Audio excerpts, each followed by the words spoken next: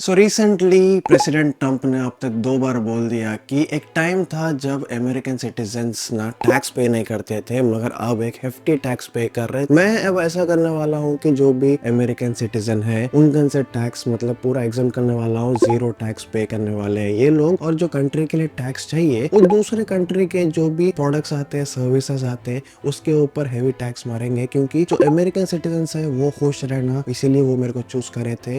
तो उनके लिए मैं 0 टैक्स मतलब टैक्स पूरा एग्जेम्प्ट करने वाला हूँ। और दूसरे कंट्री से टैरिफ मतलब जो टैक्स को ही बोलते हैं, तो टैरिफ जो है वो ज्यादा हेफ्टी अमाउंट से ले सकते हैं, क्योंकि उनको जरूरत है, दूसरे कंट्रीज को जरूरत है। जो डॉलर की वैल्यू है सबसे ज्यादा है, इसीलिए ये तरीका अपना सकते हैं बोल रहे हैं। और वो एग्जाम्पल दे रहे कि 80s के जमाने में एक टाइम था जब अमेरिकन सिटीजन टैक्स पे नहीं करते थे, और उसकी वजह से जो पैसा है वो बस कंट्री में आता था, मगर जो लोग है कंट्री के वो पैसा खर्चा ज्यादा करते नहीं थे, टैक्स ज्यादा नहीं बनते थे, और वो मतलब बहुत अमीर रहते थे।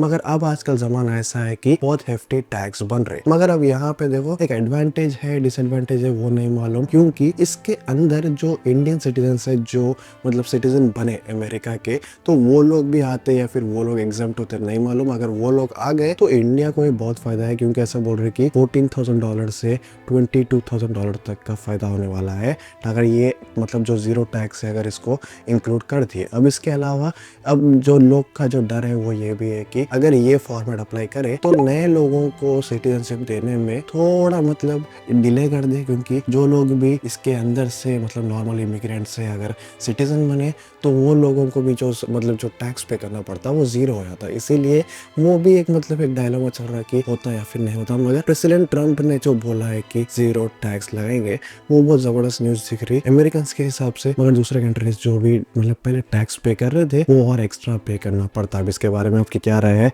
कमेंट करके बोलो।